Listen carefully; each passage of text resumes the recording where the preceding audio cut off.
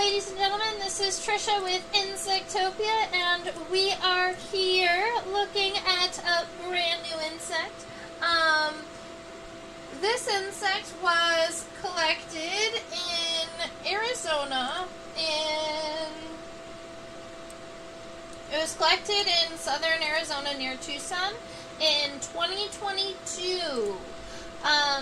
This one actually came from a hiking trail that I was on, and it went straight through the desert. It was a very, very hot day, and I drank all of the water in maybe 1.5 miles or 2 miles. But there's also not a lot of shade because where I was, the plant life was not very, very tall. So there were some bushes and things every like 1/2 mile, so there maybe have been 3 resting spaces.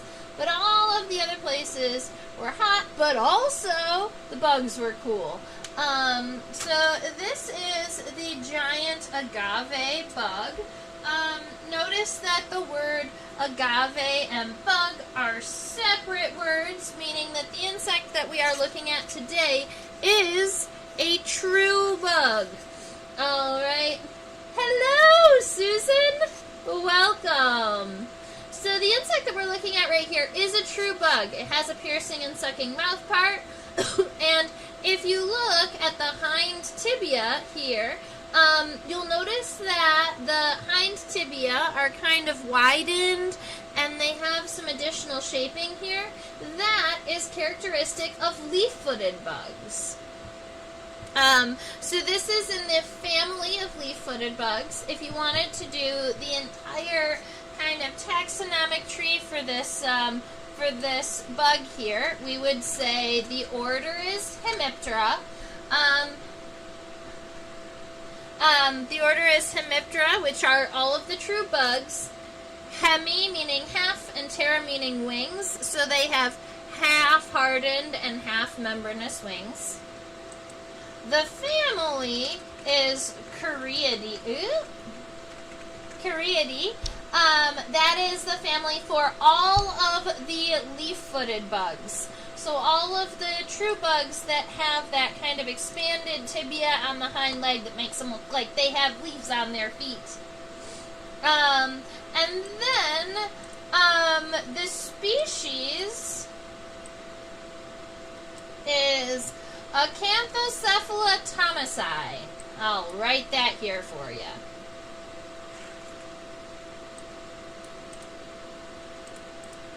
I see acantho regularly in insect words, in some scientific names, and I've never looked up the meaning for it. Oh, this is cool! Alright, so I decided to look it up. Alright, up here at the very top of my paper, I'm writing the giant agave bug.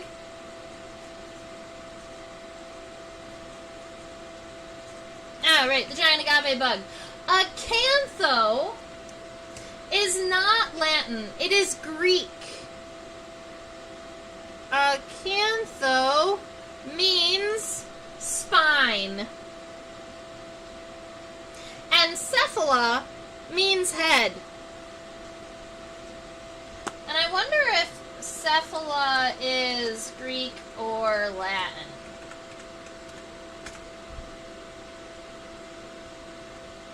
I know it's head. I don't know what its root is.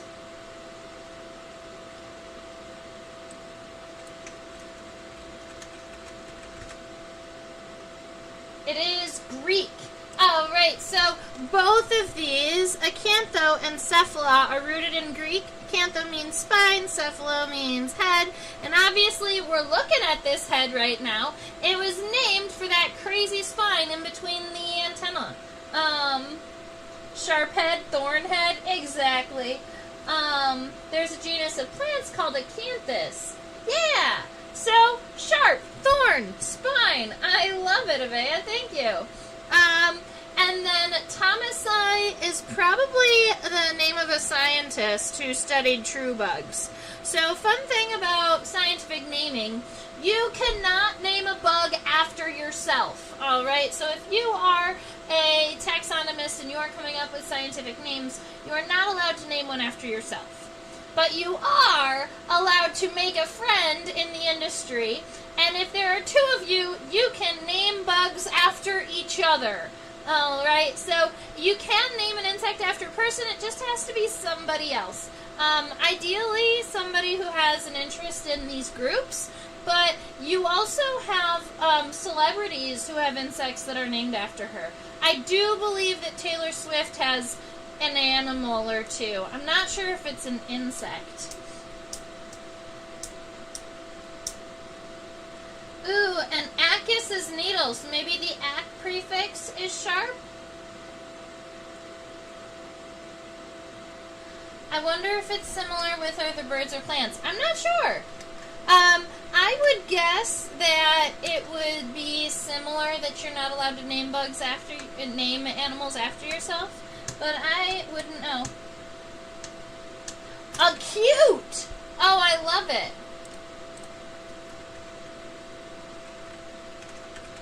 So, from my really quick Googling, it is the entire acantho that is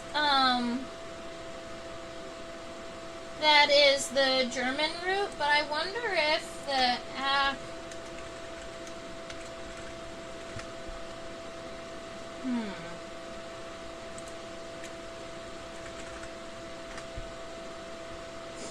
well, that's just cool. Yeah, so that is that's our scientific name here, and obviously it's called the giant agave bug because one, this true bug is absolutely ginormous. It is just a little bit smaller than the mesquite bug, and it feeds on agave in Arizona.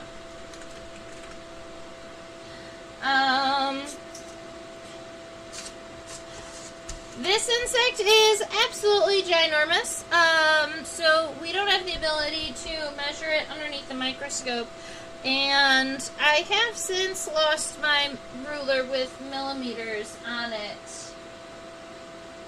So, I have a ruler with inches on it, and my face is a second grader, so this is what we're going to use today.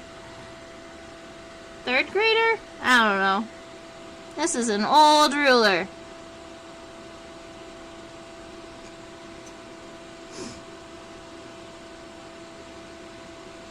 Alright, I am measuring from the front of the head to the back of the abdomen.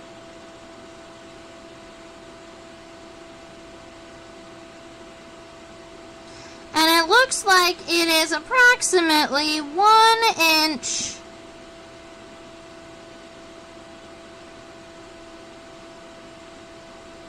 One and 3/16 of an inch.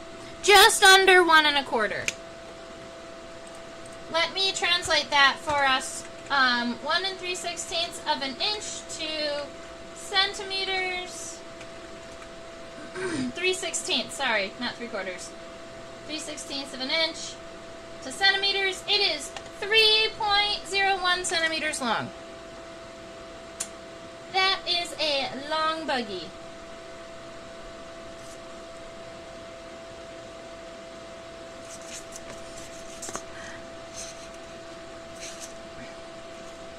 I believe it was this agave bug also. No, it would have been one a little bit later in the day. But there was a very similar giant agave bug that I took a picture of later in that day. And I accidentally stood on a colony of stinging harvester ants while I was taking a picture of this true bug. And I was really excited to see the true bug, so I was getting really close, and I was refocusing and trying to get, like, the perfect picture, and then all of a sudden my legs are burning, and it feels like I just walked through stinging nettle, even though there is no stinging nettle and I haven't moved. And then I look down, and my legs are covered in large stinging ants. And they are biting me and stinging me. It's no good, and I knock them all off. I'm probably somewhere in the 12 to 16 stings by the time I get everybody off.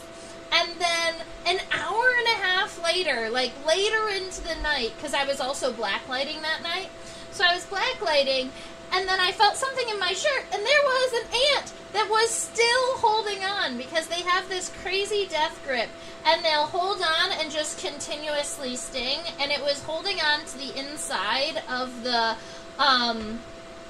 hem of my shirt, and it was stinging my shirt, and I just didn't notice it until later.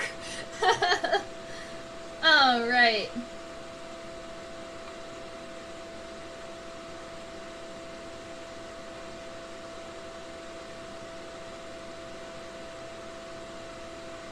What is the ginormousest bug in the world? And yes, I made up a new word. If we're talking about true bugs, the biggest true bug that I can think of is the really, really big giant water bugs. The tropical giant water bugs can get really big. But let's see, largest...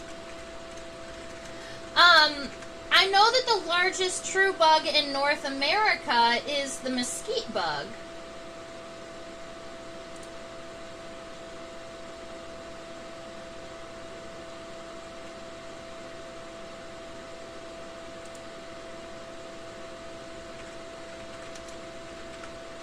So it looks like giant water bugs get the record for the heaviest true bug on the planet. The largest wingspan, though, in a true bug belongs to a species of cicada. That's cool. And the largest total length belongs to a water strider?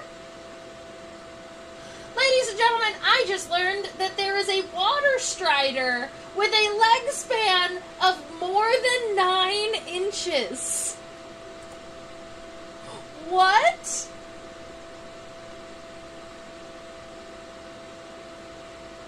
And it lives in fast-flowing streams in Vietnam. So as it turns out, I need to go to Vietnam. I cannot believe that there's a water strider with a 9-inch leg span. And it says 9.8 inches, so it's almost 10 inches. That's as big as a Goliath bird-eating tarantula. Oh.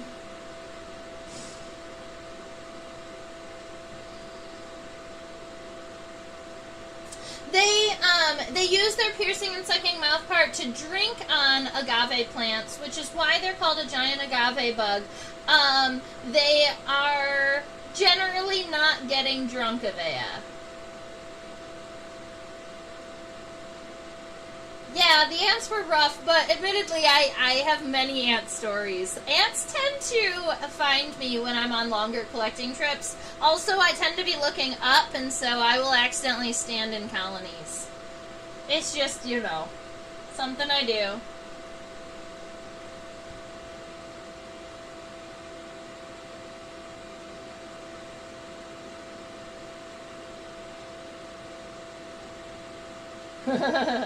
Alright, so we are done chit-chatting about big true bugs. We're gonna go ahead and get our drawing started. Although I am absolutely loving all of this fun information. I'm kind of amazed that water striders can live in fast-flowing streams. Can they still walk on the water? I would assume that they're still walking on the water. Oh, they're found in the pools of fast-flowing tropical streams. I didn't read the first half of the sentence. So when you've got a stream that's moving really fast and along the outside edge, you've got that really high current, and then on the inside edge,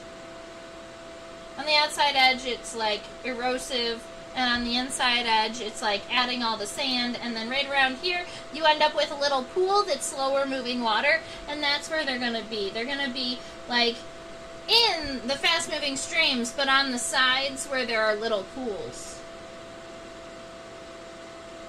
That's just so cool.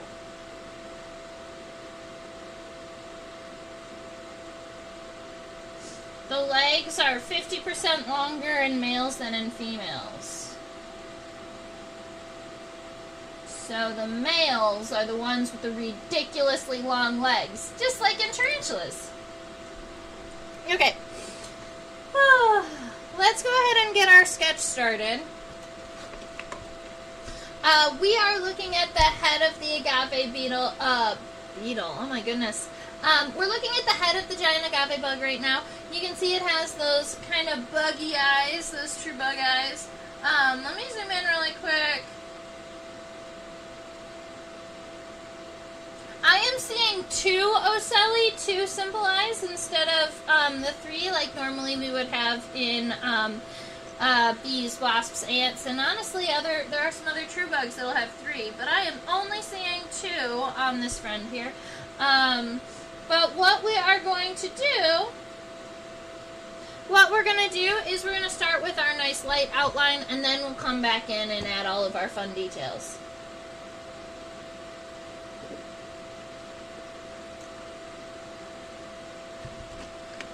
Alright, so the head, we're going to start with a nice horizontal line, and I'm going to make sure my head stays really nice and narrow, because look at how small the head is in comparison to the rest of the body. So if we want our true bug to be correct, like ratio-wise, we're going to need a lot of space for the body and a lot of space for the legs, which means our head gets to be nice and tiny. And I think that I have it right about like that. Alright, so we've got that horizontal. I'm going to go straight up the edges. I'm going to avoid looking at those eyes for just now. We'll add those eyes momentarily. So we're going to just give the straight lines of the head here. And then honestly, instead of rounding it off, I am going to just make this kind of like a little rectangular box. And this little... The reason why I don't add a lot of details to my first sketch is because I want to see the whole bug, the outline of the insect on the paper, so that I can make sure that all my ratios are right. It also gives me the opportunity, if I see something that I want to change, having a light sketch that I can change is way better than drawing it really dark or using a pen and then having to kind of scribble or erase. Alright, this next part right here that we are looking at, this is called the pronotum. It is the first segment of our thorax, and it's nice and wide and triangular. So if we look at kind of the width of the head, these angles are kind of double the width of the head. So maybe...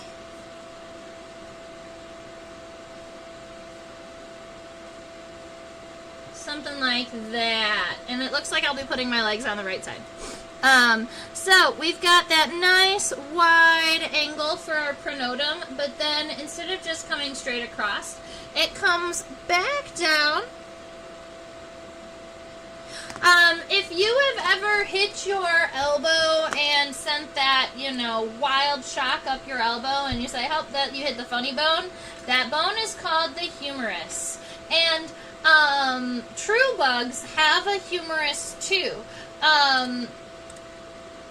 The humerus is generally the word we use for the shoulders. So this one right here and this one right here is what you would call the humerus. And in true bugs, a lot of times you don't see the word humerus, you see the word humeral angle. That's what you see truly in literature, and that's because what they're talking about is the angle of the shoulder here. So whether it's a nice sharp point or whether it's rounded, and there are some stink bugs that have square humerus, a square humerus, rather than it being like a pointed angle. So that gives you some fun anatomy words. Studded armor punk. I love that.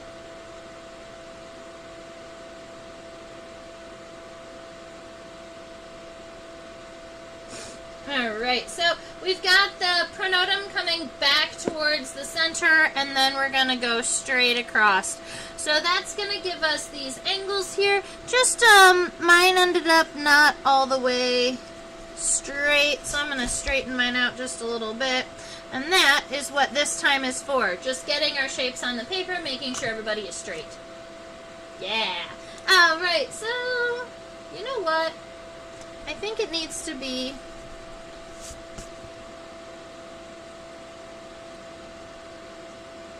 a little bit longer. Yeah, that's better. Okay, so now that we've got that pronotum all figured out, what is the proper humeral angle for punk shoulder pads?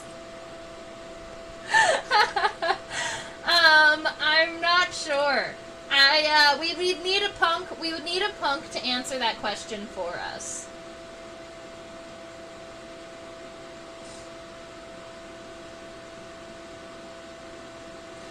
All right, for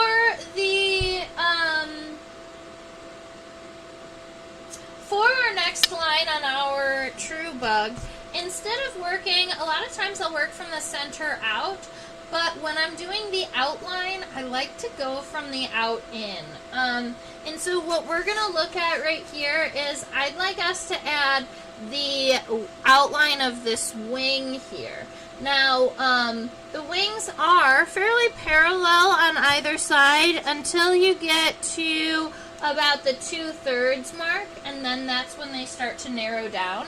So I'm going to take it under the microscope, and I'm going to kind of move it through just so that you have a view of the entire back here, the dorsal.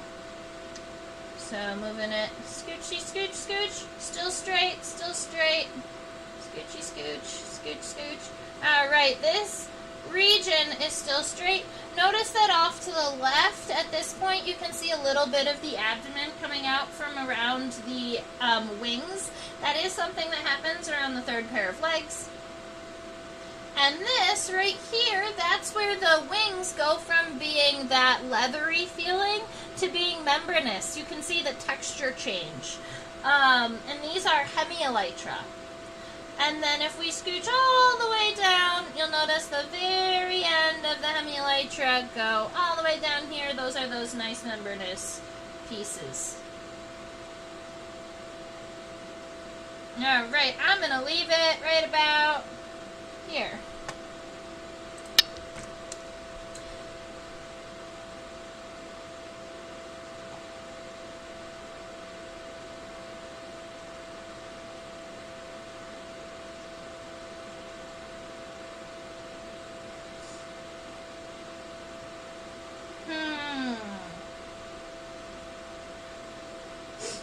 Alright, so I was just trying to get a ratio for how long our wings are going to be. And they're going to be, it's a little bit tricky, but here's an interesting point I'd like to make. This X right here, the very center where the wings, where the scutellum ends, the membranous starts, this kind of X here, that is in the center of the body. So where that is, it's going to be the top and the bottom. It's almost like 2.5 times the length of the head and the pronotum. So I'm going to take this and go 1, 2, and then just a little bit longer. My hemielytra are actually going to go all the way to the bottom of my paper. I'm going to let it go a little bit. I'm going to shorten them up just a little bit. Right about there. That's as long as my wings are going to go. So when we start them, we don't want to start them all the way at the edge because we want to still leave that humeral angle. So we're going to come right about halfsies, right about here, and then halfsies on this angle, right about here. They go straight parallel for most of the time here. And then once you get to about that 2/3 point, that's when we're going to start kind of narrowing and U-ing these hemielytra down towards the center. And then just try and make sure that the center of the head, the center of the pronotum, and the furthest point on the wings all lines up. That's your goal. Alright, if you take your entire body now from the end all the way up to the top and you find your exact middle, that's going to be right about there. That is the end of our scutellum. It's close. Alright, so what we're going to do here, we found this halfway point. we're sitting here. You can even put a dot here if you'd like. We're going to take this and we're going to bring it right here to this very edge, to this corner where it touches. So we're going to take, and we're going to make a straight line that comes down from where the wing touches the pronotum here, and from over here where the wing touches the pronotum. Now, that whole space is actually not the scutellum. There is one more line that we have to add, because, let's scooch on up so you can see.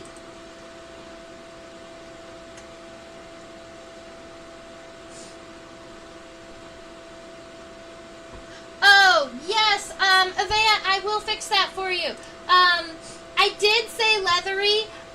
It's half leathery and half membranous. We actually call the front wings of this true bug hemielytra. Alright, hemielytra. Half hard. And they say hemielytra, like the top half is really, really hard, like a beetle. But I've never found that to be the case. I think that the hard part feels more like half tegmina, but that's not what the name is.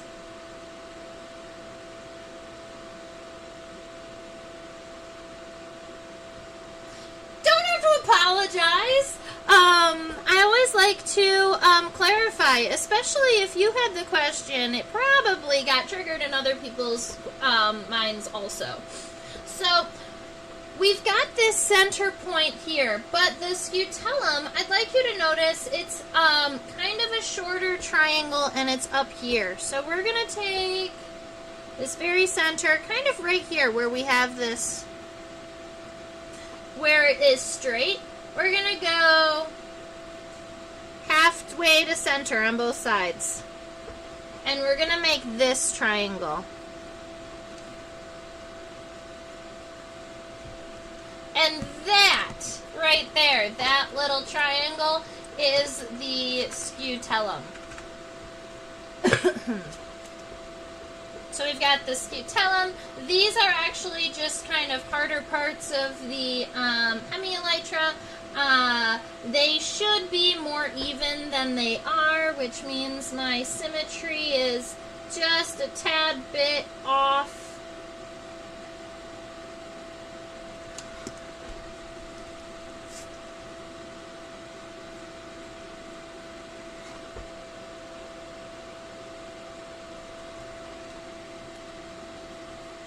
That's okay. We're gonna fix it momentarily. Well, this is just our rough light sketch to get everything, to get our lines all lined up the way we want it. All right, so we've got a head, a pronotum. We're starting on that scutellum.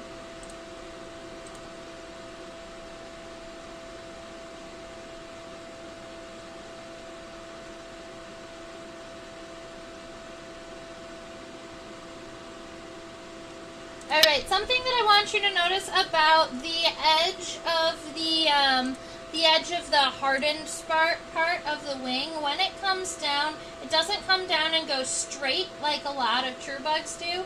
These hemielytra come down and they round out, and there's this little point that comes in this direction. So just make sure that when we get this all situated, so this point right here is where the membranous wings are actually going to start. And they are going to come down and then kind of like that. They're going to come down straight, but then they have to curl in towards. And then we're going to try and do that same thing on the other side. Cool. And so this whole region right here on the bottom, those are the membranous wings.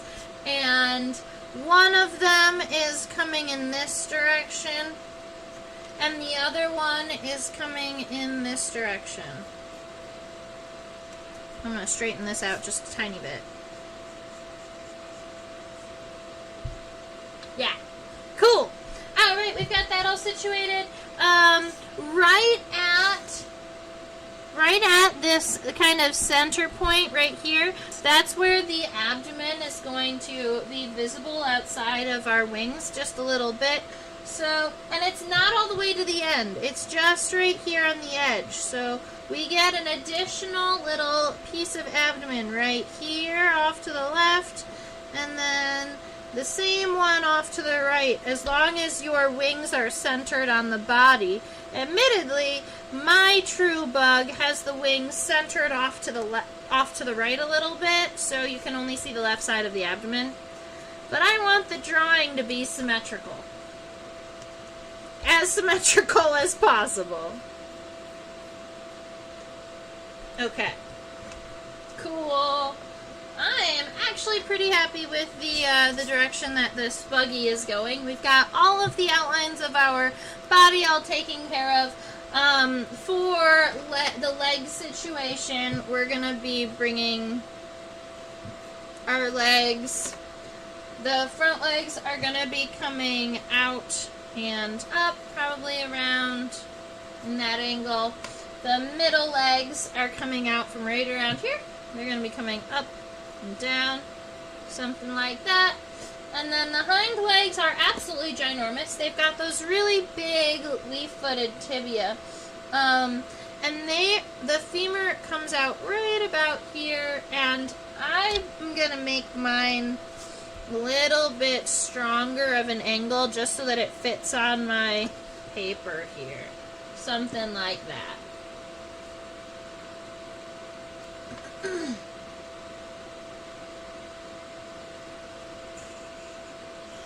I agree, Susan. The way that they overlap, and it's sometimes even difficult to see which wing is on top because they match themselves, they match each other so perfectly. We need a book about fashion inspired by insects. That would be really cool.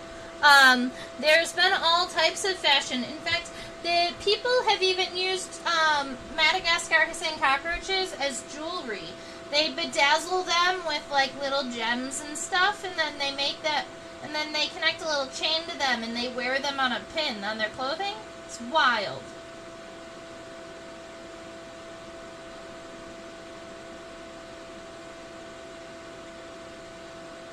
Question about pinning. Would you ever pin this with its wings spread? Why keep the wings folded naturally? Is there a general rule for whether to open the wings on different species? Yes, there are rules for that. Especially if you are making a museum quality collection. So there's a difference between pinning your insects for display and to put on a drawer, because then the rule is do what you want and spread the wings beautifully and put them in all types of awesome poses. But when you are pinning for a museum quality specimen, your idea is to save space, because these museums have millions and millions of specimens, and so when you spread wings, you're actually almost wasting space, because all of the identification characteristics can be seen without spreading the wings. So when do you spread wings would be all of the butterflies, all of the moths. All of those get spread always. And then you spread, sometimes people will spread grasshoppers because the color of the hind wing is an identification characteristic. So the hind wing colors and the inside of the hind leg, both of those things are going to help you identify grasshoppers. So some people will spread their wings, but the colors on grasshoppers fade very quickly. So even if your wings are spread, you don't have the color for very long. The other ones that we always spread are dragonflies and damselflies. I lied. Not always. If you are pinning a dragonfly or a damselfly, it gets spread. If you are storing dragonflies and damselflies, museums have actually moved away from pinning them because they are too fragile. Their bodies fall apart too easily. So people actually heat seal dragonflies into little plastic bags. Because then, if the head falls off, it's still in the little plastic bag. And so, when you're looking at museum quality dragonflies and damselflies, they'll be in little boxes, and it's like almost looking through a library catalog where every single one has a dragonfly or a damselfly in it.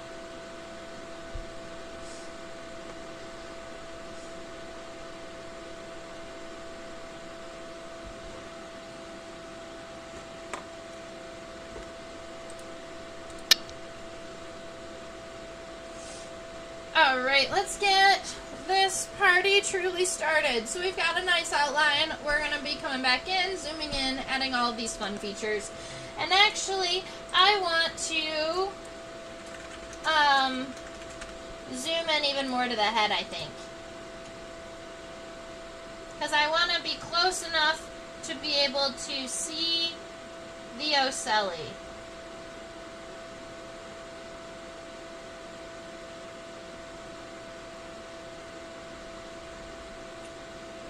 There we go.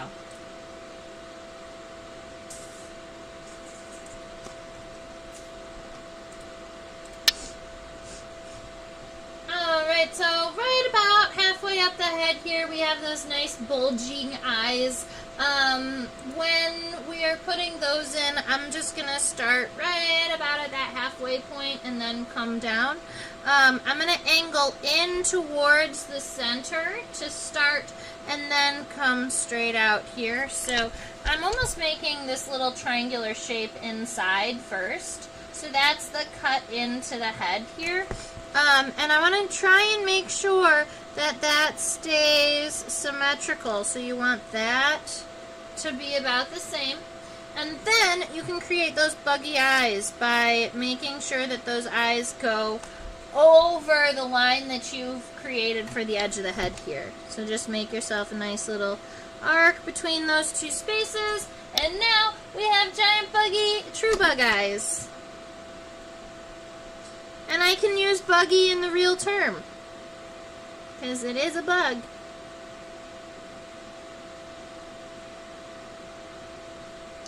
Alright, so we've got the eyes all taken care of. The head behind the eyes is actually pretty parallel, so I'm happy with giving us those two lines. And then straight across, instead of going all the way straight, I am going to arch it up just a little bit. Not a whole bunch, just enough to make it look natural. Sometimes your line doesn't, sometimes it's not the straight line that matters. Sometimes it's just to see where it's not straight, to give it a little bit of definition. Alright, so after this point, we're going all the way straight up the head. The head actually is pretty straight here. That's kind of fun. And then we have what I would only describe as antennal sockets. Those big, wide antennal sockets where those antennae are connected in. So maybe I will reposition my buggies here and give my drawing a little bit of a boost, so we're just a little bit closer to the camera. Alright, so now we're going to be adding those antennal sockets. They take up the left third and the right third. So let's see, something. So those antennal sockets are taking up most of the front of the head here, but then you have that really fun spine. If this was a stink bug, I would say that was the Tylus. But because this is not a stink bug, but because it is a leaf-footed bug, I'm not sure if they call it the same thing. Yep, so I'm just going to call it the spine. And the spine is longer than the eyes, so make sure that that spine gets nice and long. The little ocelli are just inside of the compound eyes, so right around here and right around ocelli. These are simple eyes that the leaf-footed bug can use to see shades, but not colors. So light and dark, sun and shade, but not colors or shapes. This true bug has very long antennal segments. It has 1, 2, 3, 4 segments in total. Alright, so you can see that one segment is about the length of the head, and then coming back you get even longer ones. There's your second one, your third one, and then your fourth antennal segment is actually red rather than black.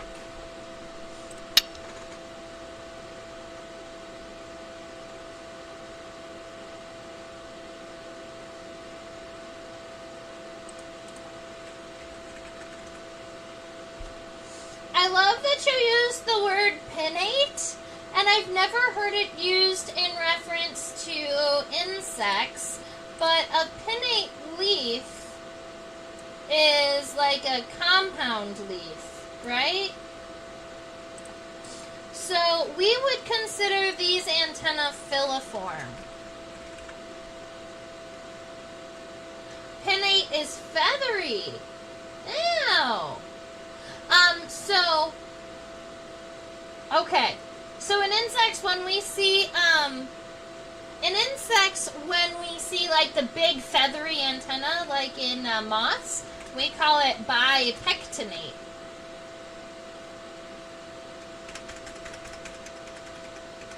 But this one is filiform.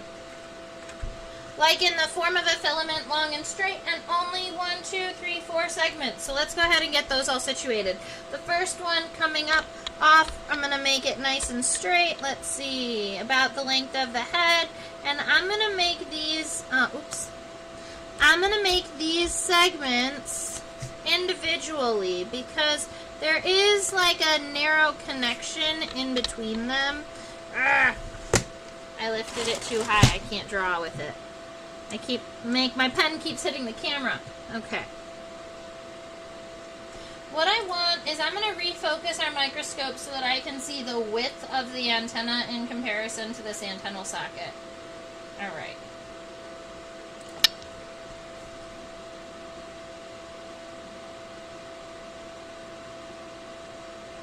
Alright, so we have one segment coming up.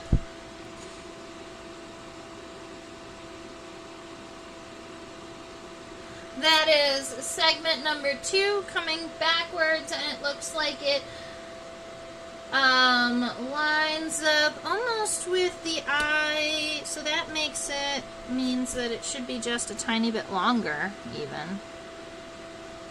Okay, and then our third segment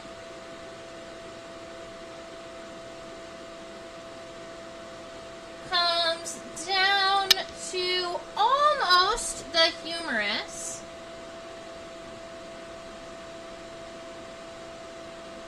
Oops, that one's too big. Oh, sorry, I didn't mean to rotate on everybody. There! Sometimes it's easier for me to rotate. I'm going to rotate really quick and then I'll pull it back. It needs to be wider now. We'll get there. That's better. Alright, so that is our third antennal segment. And the fourth one is nice and red, brightly colored, because leaf-footed bugs, I do believe that they have poison. When you pick them up, they smell really bad. Alright, so they do have a toxin. They've got these nice, pretty warning colors.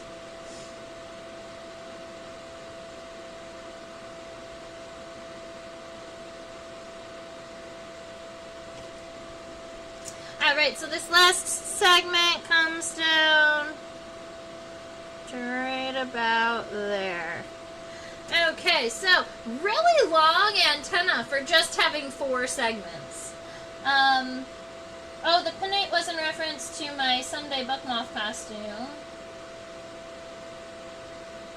Pectinate. Yep.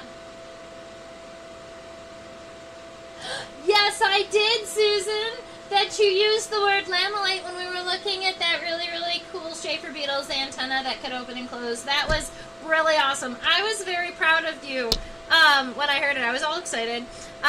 So Susan and I met up a couple days ago.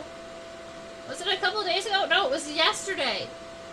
Oh my goodness. Susan and I met up yesterday in Southern Illinois when I was on my cicada collecting trip. And we got to go hike around the woods and collect some cicadas and look at some cicadas. We collected some butterflies, which was pretty exciting. You'll be seeing some of the insects that we collected together because we're going to have to put them under the microscope now.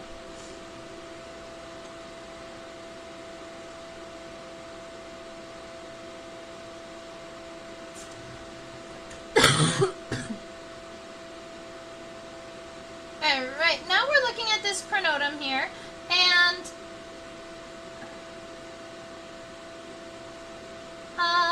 yeah, there we go. And it makes me so happy that I've been able to meet so many of you as I'm traveling too. So I've been able to meet Avea, and I got to hang out with Akshay too in California when I went out there. So it's a cool experience. Now, the pronotum, admittedly, the angle doesn't start right at the head. You can see it almost has that little bit of a neck ring there. So I'm going to make sure I add that little bit of a neck guide to the top of my head here. So we've got this top line, but instead of these angles coming out from here, I'm going to erase the top of them just so that it doesn't confuse. I'm going to bring these down. They don't go down straight. There needs to be an edge. So from here, we're going to be going out away from the head a little bit and then coming down so that you've got a little bit of an edge up here at the top. And if you want, you could even, this isn't a suture or a line in between the exoskeleton plates or anything, but there is a little bit of a fold that follows the angle of the head. So if you wanted, you could give yourself that little fold up there. Just make sure it doesn't connect to either side because it's a fold and not a suture. All right. And at this point, now we can go out to those humeri. Humerus is a singular form. I think humeri is plural. And I'd like us to notice that these lines are not totally straight. There is a little bit, it comes in a little bit up in the top third here. So I'm going to lightly kind of sketch that angle out into my drawing, and then I'm going to get it all sketched in. These angles are pretty sharp, but they're not exact points. They're not a dagger or a blade. Some stink bugs have very sharp points that you can even poke yourself on. These ones are at least a little blunted. So we're gonna take this line and go out to that humerus angle, to the humeral angle. I'm gonna come in just a little bit, but don't overdo it like I just did here. That's too much. This one's pretty good. I don't know about all of you, but sometimes I have a too much gene and I do it really well the first time, and then the next time I'm like, oh, I'm going to do it even more. And that's not how these things work. Okay, that's about right.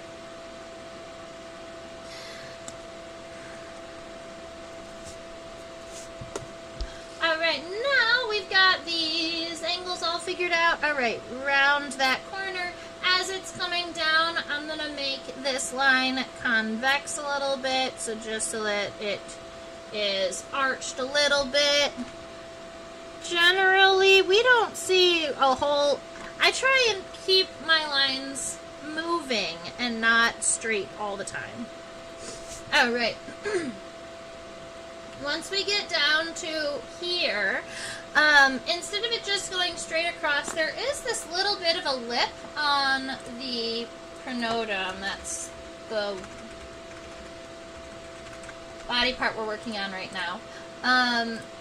And if you see right here, it kind of comes straight down, and this angle right here and this angle right here is actually pretty sharp. So, once we get down to this point, instead of just coming straight across, we're going to go down. Alright. I'm going to erase this stuff so that it's not in the way. Alright, we go straight down, and then we are going to make this concave in towards the part. That was a pretty good line. I'm pretty happy with that line. Oh, cool. Alright, so now we've got our pronotum kind of situated, although we're missing all of the fun, cool, what were you guys calling it before? All of the spines, but you mentioned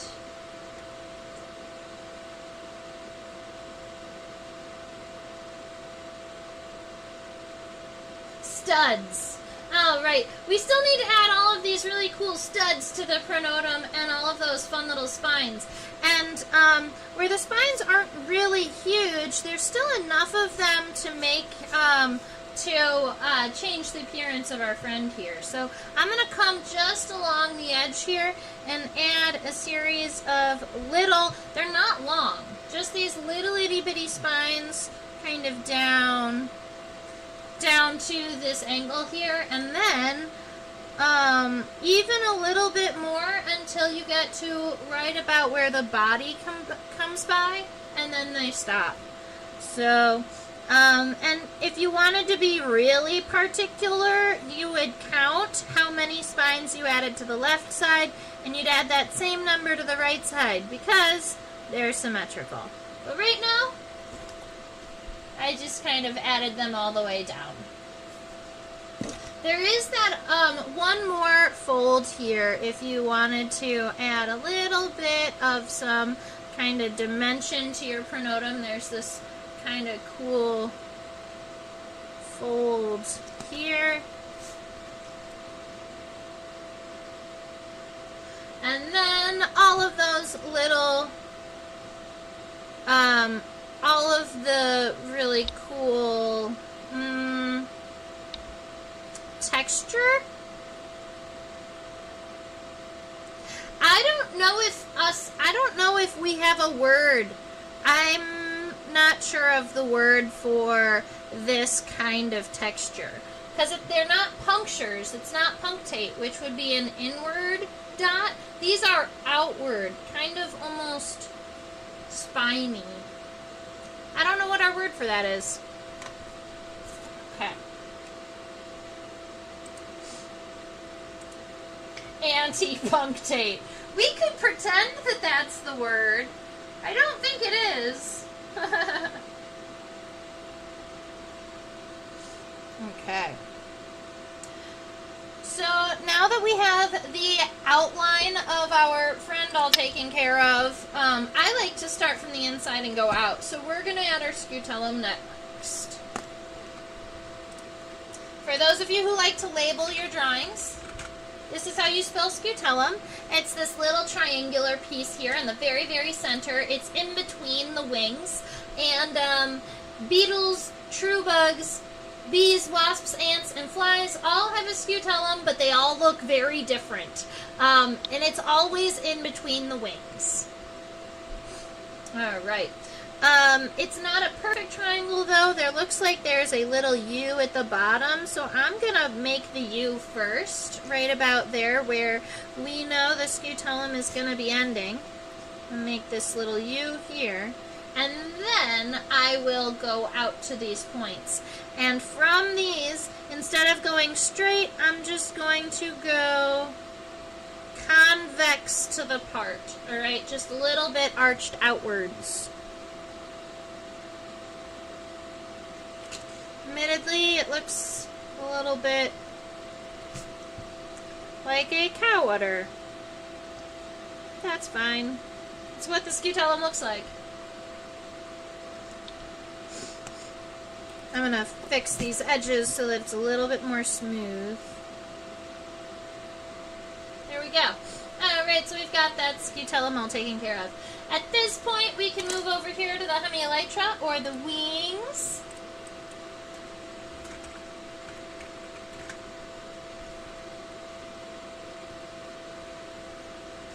counterculture punctate.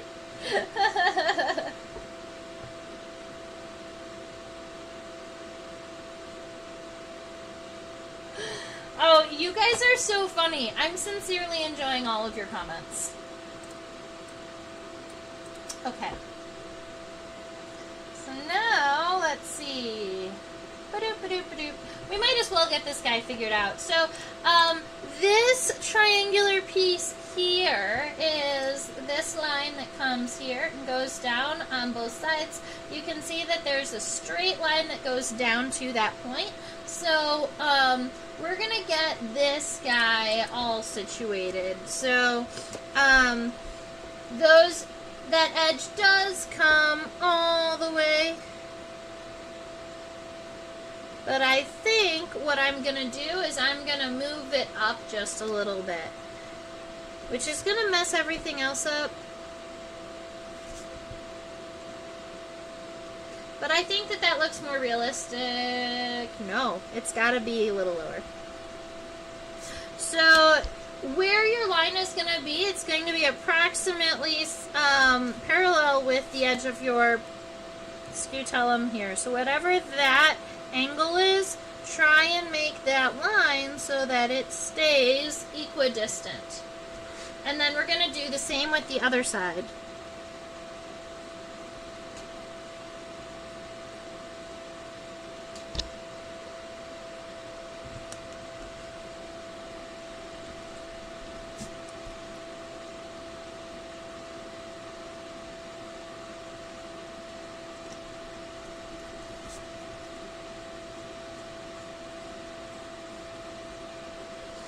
I think that my true bug is just a little off center to the right. Just enough to make this angle weird.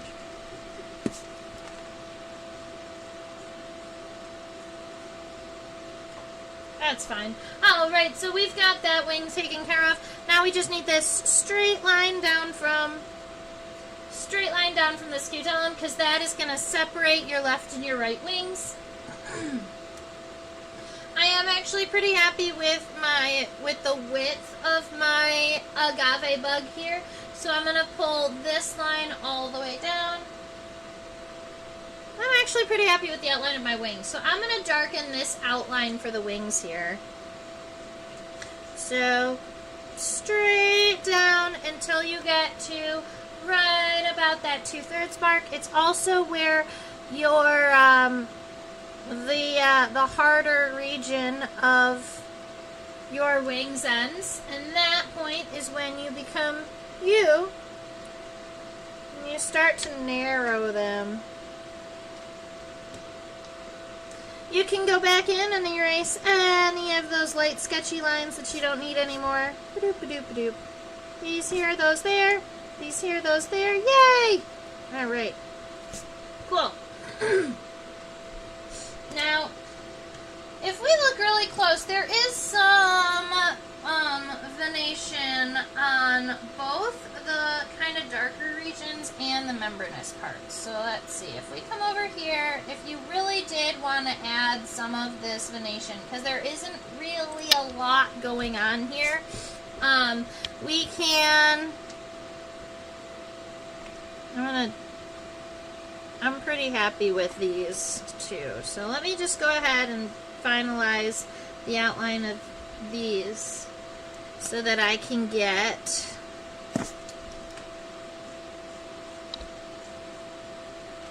alright.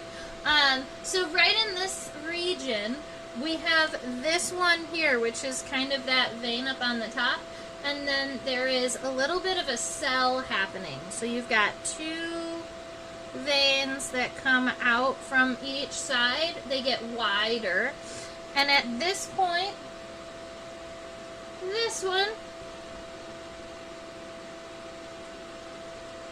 is going to come down and kind of touch down here. But right about where that split off, it's also going to come back kind of this way and give yourself this little cell. And then off of here, you've got two little veins. And that's pretty much the entirety of the wing venation on this front wing. So you can do that same thing on the other side. Just give yourself those 2 veins from the corner, making them about equal. At this point, you want to take this guy, kind of go along the outside, connect them, and then 2 to the edge.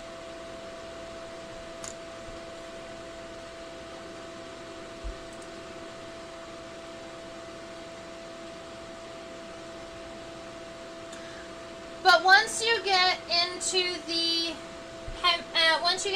truly membranous part of the wings, there is a whole bunch of them. It is absolutely full.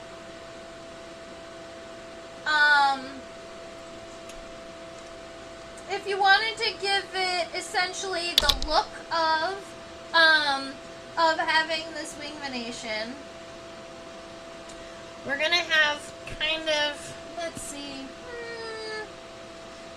the veins are essentially all coming in this direction because it's the wing on the right that's on the top.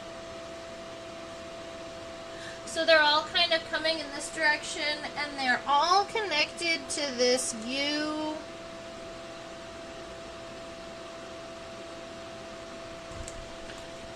right here. So there's this little bit of this U, and then it has all of these veins coming off in this direction.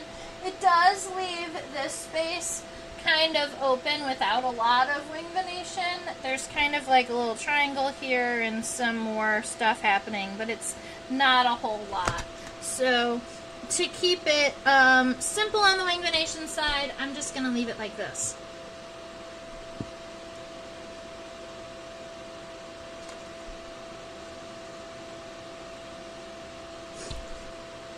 He's so cute so far. Alright, so I want to add the little bits of the abdomen here. And we're just going to view the left side, because the right side of my specimen, the wings are on top of the right side, but not the left side. You can't even view the side of the abdomen. Alright, 1, 2, 3, 4, 5. There are 5 abdominal segments that we can count from the top. So you see that first one is little itty bitty teeny tiny. It's right about like this. Alright, oops. So this first segment is a little itty bitty teeny tiny segment, and it lines up with where these 2 veins hit the bottom here. So just little itty bitty teeny tiny. The next one comes down to right about where this vein touches. So right about here. That would be number 2. And then we have to move the microscope.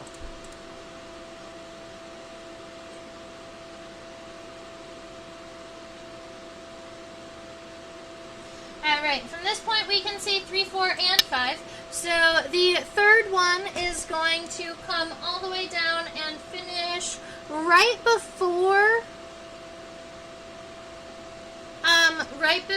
the point on the thicker part of the wing ends. So right about there. And then we have 2 more segments towards the end. So if I was going to kind of take it and end it right about here, I'm just going to divide this in half and go right about here and then right about there. And then I am going to just do myself a favor and go over these lines a little bit. Okay. And then you can take that same shape and copy it over here to the right side.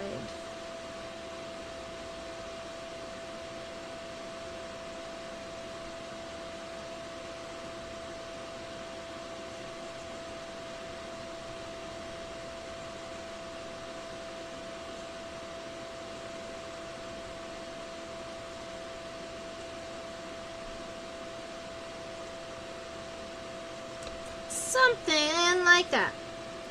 but I'm going to make it just a little bit narrower.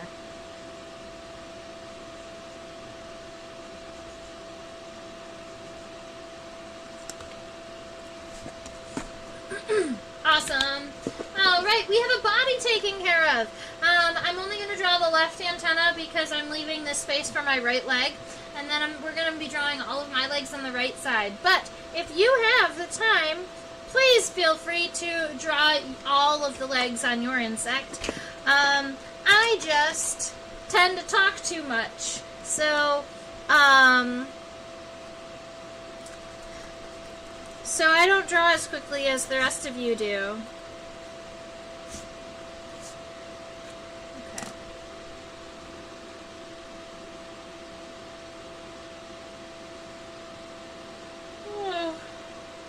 All right. Here's a tricky thing about the front legs on this specimen. The front legs on this specimen are going straight up and then straight down. And when you view it from this view, the tibia are fairly non-existent because the femur is coming up, the tibia is going straight down into the paper, and then you've got the tarsal segments. And I don't want to draw our buggy like that. I want to draw it a little bit more open. So I'm just going to do us all a favor and rotate our specimen.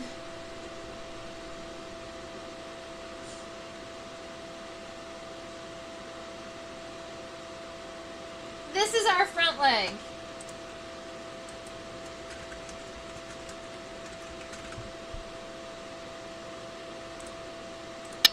Haha, Susan, I love that. Yep, this is what we're doing. We are cheating. So keep in mind that because we are looking at the side view, you are seeing things that you normally would not see, like the spines on the bottom side of the femur. We aren't going to draw those because those aren't visible from the top. But if it was pointed out, maybe those spines would be along the inside of the leg. That'll be cool. All right, so right about here, it's kind of right about where the divot on your pronotum is. Right here and right about there, that's where those front legs are going to be coming out. And those front legs and the middle legs are actually fairly narrow, but keep in mind this bug is big. So the front leg, the femur, is about double in width of the antenna. So look at your antenna and then try and make your femur at least wider.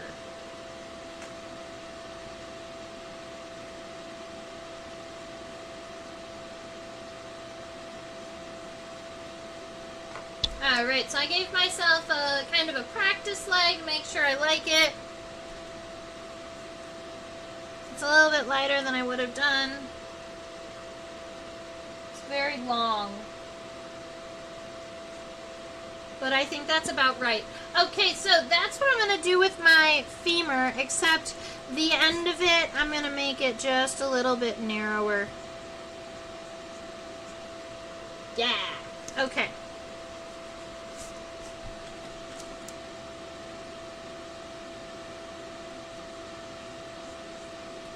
Alright, so I've got my femur coming out in this direction, and then at the very end of those femur, we have the femoral, you could call them profemoral spines. Pro because it's on the first femur and femoral and spines. 3. 1, 2, 3. 3 profemoral spines on the end of the leg. Now, the tibia is significantly more narrow than the femur, right? So the tibia is actually about the same width as the antenna. And our tibia are going to be coming straight in, right around this angle. Look at your tibia, try and make the tibia approximately the same length as the femur. I am going to be erasing some of my words. Sorry words, the buggy is more important. Okay.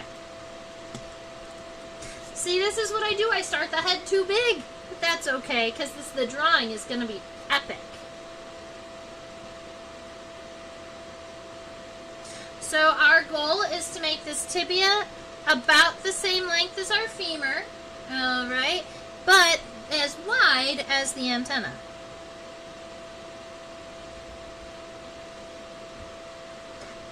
Cool.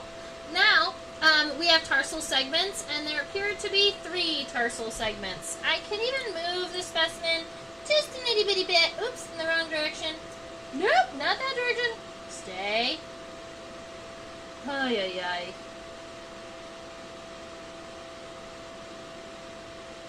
There. Yeah, there we are.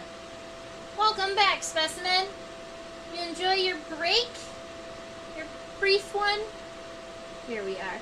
Okay, so that first tarsal segment is more, I would almost call it rectangular shaped. And it's about 1/4 the length of the tibia, so it's not very long, kind of right about in this length. Right there, we've got the first tarsal segment. The second one is more triangular in shape, so narrow on the bottom, wider on the end, and it's actually pretty small up there. And then the last one is about halfway in between these, and it's raindrop shaped, so very narrow on the base and then round on the end instead of flat. Kind of like a little raindrop. And then you've got the 2 tarsal claws, so that our agave bug can hold on to whatever it's walking on.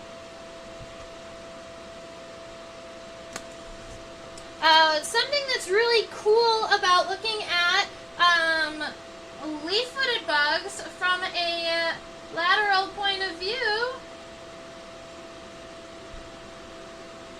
you see that hole right there in the body that is, funny enough, surrounded by the color red? That is the scent gland. That is where the stinky stuff comes out. That's where the toxin or the poison comes out to make agave bugs inedible. And they make this toxin inside of their own bodies. I don't believe that, because agave is edible, I don't believe that they sequester their toxin. I believe that they just create it.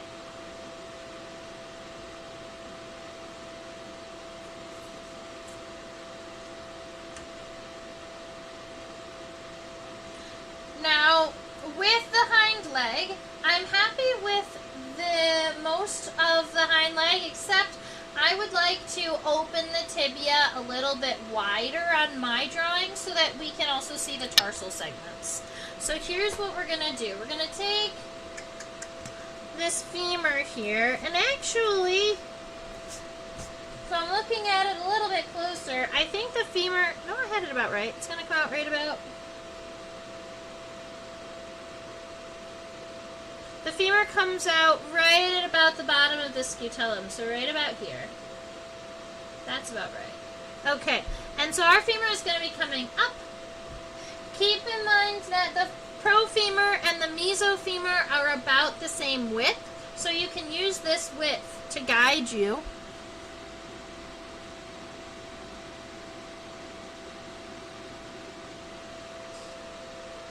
Right about like that to start, but it is a little bit narrower at the base and a little bit wider at the end, so I'm going to give it just a little bit of shaping here.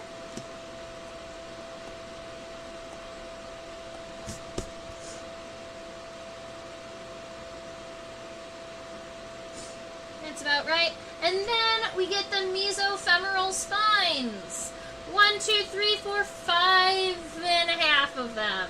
I would almost call it 6, but that last one is so itty bitty teeny tiny. It's like, boop, it doesn't even really exist. But these first, the last 3 down here in the end are actually pretty good.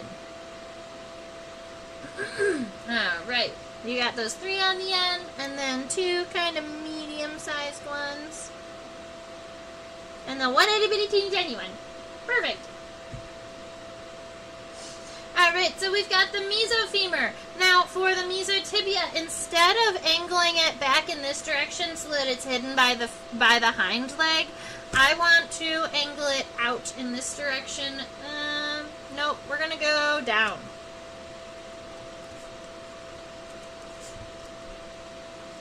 We're going to go right about like that.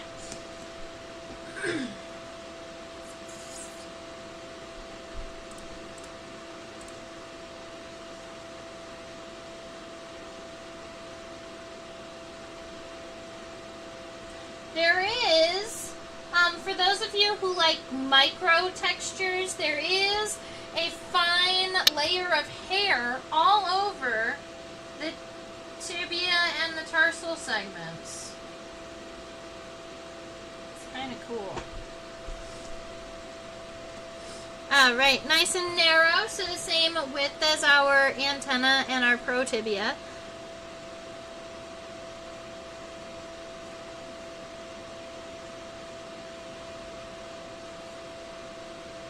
Nice and narrow.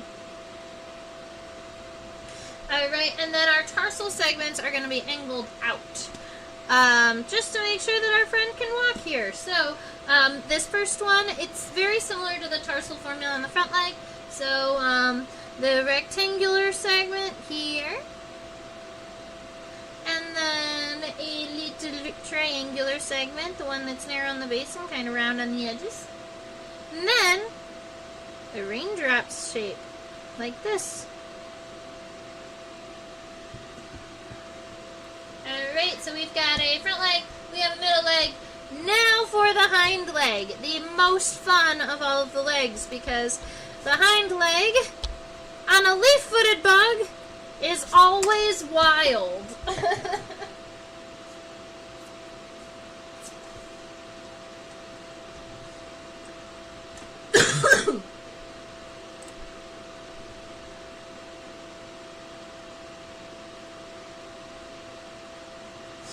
Now, the hind leg is actually so large that it won't fit into the microscope all at one time. So I'm going to take it over here just to show you it in full view momentarily. So, the hind legs, significantly wider than all of the other parts that we've drawn. In fact, the tibia at some points is wider than the head. Okay? I would say the femur is actually wider than the head in most parts. Maybe the femur starts at about the width of the head and then gets wider. That's what I'm going to draw. Notice where the hind legs are coming out. They're coming out right about where that X is on the center of the body here. And I'm going to be adjusting my leg a little bit so that the tarsal segments are not right under the body, because I don't have room for that on my drawing. But if you do, I suggest you draw it that way because it's best. It's so pretty that way. I have angled my middle leg up a little bit higher so that I could angle my hind leg up a little bit to make room for all of this stuff. Well, I'm not going to angle it up, but I'm just going to get it in here kind of this way. Alright, so our femur coming out from right around here, really, really nice and wide. I'm going to start really light. See if I'm happy.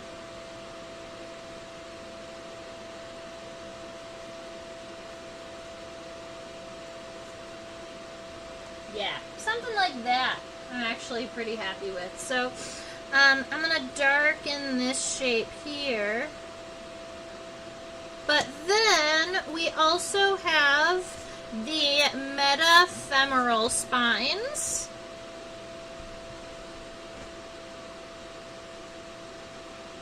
I'm counting 4 major ones, 3 on the end, and 1 kind of in between them. So, right here, I'm going to go to the end. I'm going to add 1, 2, 3, kind of right here at the end, a little bit closer together. And then there's 1 kind of halfway in between the last one and the body. So there's a space in between those. Kind of like that. And honestly, it looks like those spines, instead of being perfect little triangles, they angle towards the end of the leg. So more like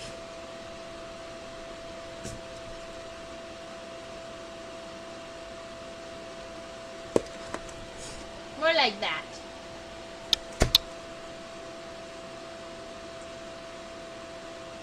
Now, the center of the femur, where it's kind of like the strongest, does almost have a central vein here, so that's about as wide as this guy. So if you did want to draw a secondary, kind of a really light this is almost where the kind of the strength of the leg is, and then it's kind of narrow, and so right here it's really wide and kind of circular, but then past that the edges of the femur kind of narrow off and do this. Kind of like the center vein of a leaf and then the edges of the leaf.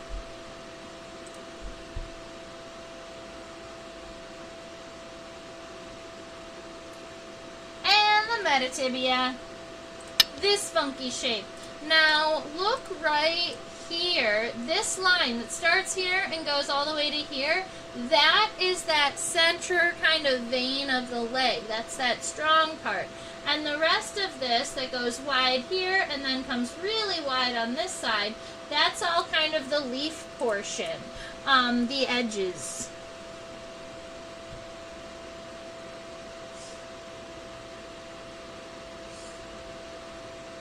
You are looking at the left leg in the microscope, and I am drawing the right leg. So I am also flipping it in my head really quick. Because the left side was the one that was better to look at. Is this chunky tibia round or flat? It is very flat, except for this piece right here, very thin. That piece is a little cylinder that goes all the way through, and the rest of it is all very flat. Let me go ahead. So right here we've got that big wide angle, and then it kind of goes straight. And then on this side, and then it has a little cap. And then on this side, it comes out again, goes up, and then right about at this point, kind of comes out, and then goes up. Give me a minute while I fix this. Any idea why it's so big? This whole family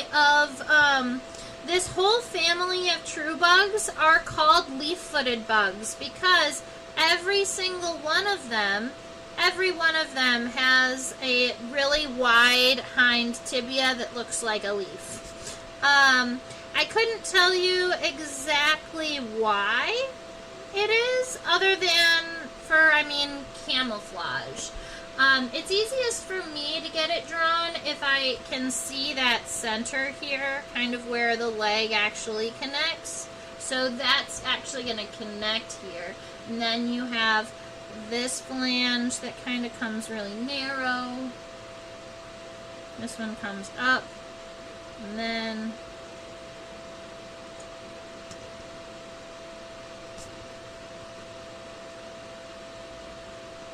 yeah. That's better. Alright, so that's my shape I'm gonna be darkening up. So making sure that right up at the top it's nice and roundy.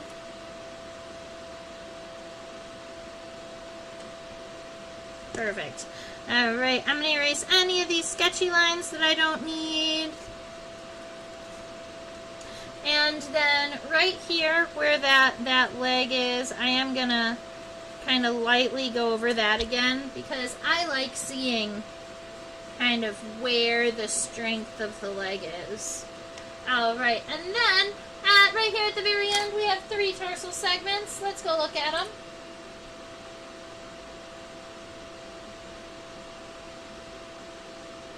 One, two, three. Same as shaping as before. Rectangle, triangle, raindrop. And I want mine to come this way. Yeah. I want mine to come out. I'm going to fix the tibia a little bit. I'm going to make the tibia a little bit longer on this side than that side. And now that angle will help me take our tarsal segments in the right direction. So we've got that rectangle segment here. Then a little triangular segment. And then a little raindrop segment. And then claws.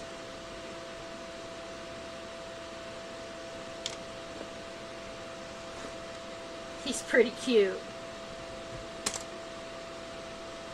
Are they particularly strong jumpers? I wonder if there's a lot of muscle in there. The other relatives I've seen, nope, they don't jump. I think that it's a camouflage because they're feeding on plants. So they've got big legs as camouflage? Yeah. That's what I would guess. Oh, I can't fit it all in. I thought maybe I could fit it in here. This is what my drawing looks like in big, after I erase the words. Let me go ahead and switch it back over. I can show it here.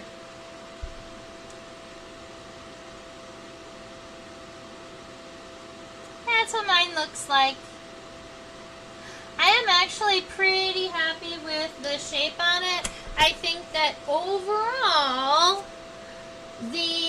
if I was to make this giant agave bug kind of larger, I think that mine would be a little bit fatter than this one. I think that mine got a little wide, but it is pretty darn close. Oh, I love them so much. I do have other species of leaf-footed bugs, and none of them have the ability to jump. They all have that same expanded tibia. And they all have scent glands. Alright, ladies and gentlemen, we've been going at this for about an hour and a half, and I have been road tripping for 4 days. Actually, I left for my road trip last Friday. I have been gone for almost a week. So it is about time for me to say goodbye and get a little bit of much needed rest before I go out collecting again, because bugs are life. And I'm getting my black light ready to set up in my backyard. So thank you, Susan and Nevaeh, for hanging out, chit-chatting the whole time. And I really also appreciate the other 2 people who have been hanging out with us for most of the class. Silent, hanging out. That is totally cool too. If you hang out with us, you draw, you're enjoying learning about these different insects, looking at them under the microscope, I really appreciate that you've joined us and hung out. If you do want to chit-chat in the chat box, all you have to do is subscribe to the YouTube channel, and then you can chat. The only reason that I've limited it to subscribers is because we were starting to get so popular that we were starting to attract bots, and I didn't want to have to worry about all of the bots. Alright, so I do teach on classes on a platform called OutSchool. It's ages 5 to 7, 9 to 12. And you can use the link in the bottom in the description box below to get $20 of free classes. That's essentially 2 weeks of free classes. So if you know a buggy kid, feel free to use that. Over there is a little QR code to my PayPal, just in case you want to buy me a coffee or help me with a little bit of gas to get out collecting and to continue to teach and increase the insects that we can draw together. I have a really exciting, cute little beetle that Susan collected for me when we were out and about, and I will definitely be putting that under the microscope. We'll be drawing him together. I'm not sure if he has a common name yet, but I believe Susan named him Mr. Longlegs or Mr. Longtarsy. We hadn't decided yet, so I'm excited about drawing that one with us. My email is trisha@theinsectopia.com. Feel free to email me. And my Facebook and Instagram is @Insectopia2015 because somebody beat me to Insectopia. But one day we're going to be so big that we can claim the Instagram and the Facebook pages. I'm sure of it. Pee-Pee Longtarsy. Fabulous. I love it. So Pee-Pee Longtarsy is going to be joining us at some point. Probably, it could even be next week because I should be getting it pinned up in the next couple days. Awesome. Fabulous. I'm actually going to write that on my paper so I don't forget.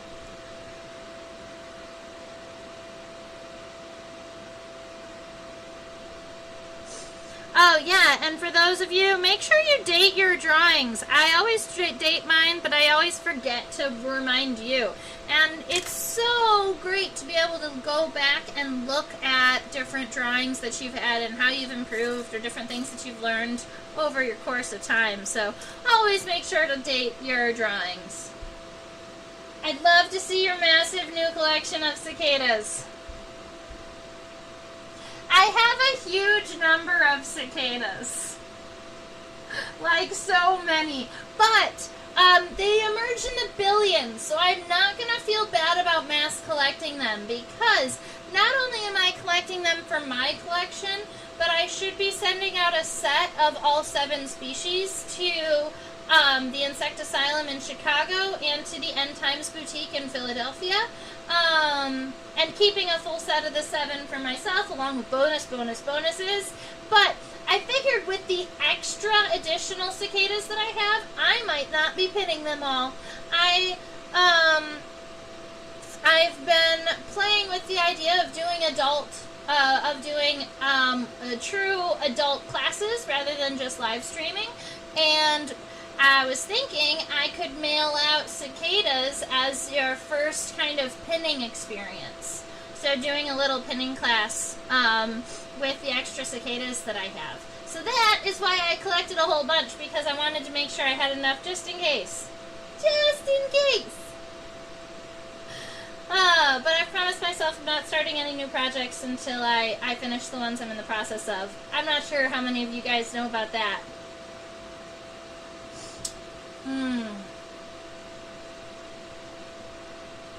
Yeah, they're going to repopulate in no time, for sure. There's a huge number. And I got a whole bunch of them with the fungus that, with the STF, the sexually transmitted fungus that the cicadas get.